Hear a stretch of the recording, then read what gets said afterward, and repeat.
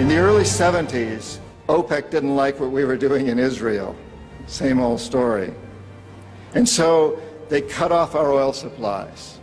So some of you will remember these long lines at the gas stations. And we feared we were going to have another depression like the 1929 depression. And so the U.S. Treasury Department came to me and other economic hitmen and said, listen, you know, we can't allow OPEC to blackmail us anymore. You guys got to come up with a plan so this will never happen again.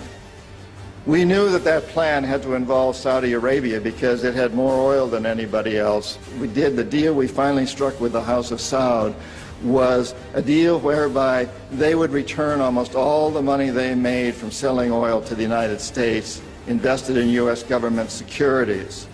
The U.S. Treasury Department would use the interest from those securities, which over the years has amounted to trillions of dollars, to hire U.S. companies to westernize Saudi Arabia, build petrochemical complexes, desalinization plants, whole cities out of the desert, McDonald's and all the other things that go along with our Western culture. The House of Saud would also agree to keep the price of oil within limits acceptable to the oil companies, possibly not acceptable to you and me, but acceptable to the oil companies. And this is very, very important.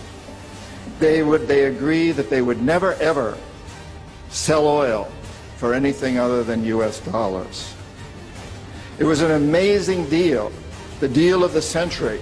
It was history-making, incredibly powerful deal that we struck with Saudi Arabia. The corporatocracy looked at this as an incredible success. I had done my job. We economic hitmen did a great job with that one. So we decided that Saddam Hussein ought to accept something very similar. Now, probably a lot of you know that Saddam has been our boy for a very, very long time. You may remember Abdul Karim Qasim, who was president of Iraq in the early 60s. Qasim came up with a unique concept. He said, Iraqi oil ought to go to benefit the Iraqi people. How novel is that?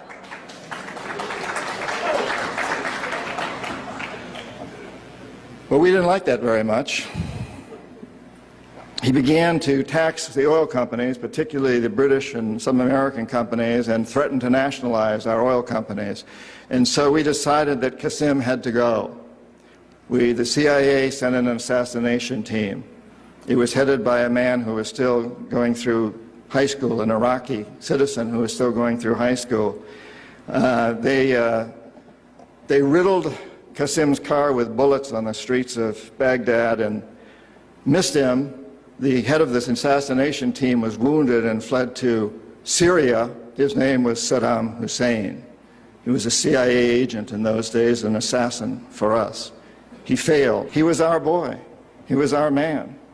And so, we sold him a lot of, and gave him a lot of tanks. We built him, Bechtel built him big chemical, I ought to know, my father-in-law was chief architect at Bechtel, built Saddam big chemical plants that were used, and we knew that they were used to make mustard gas and other chemical weapons that were being employed against the Kurds and later the Iranians. We knew this, but we sold him these things. You have to remember that Middle Eastern oil is the oil that's used by a great deal of Europe and China and Japan. If we control Middle Eastern oil, we control our biggest potential competitors, Japan, China, Europe.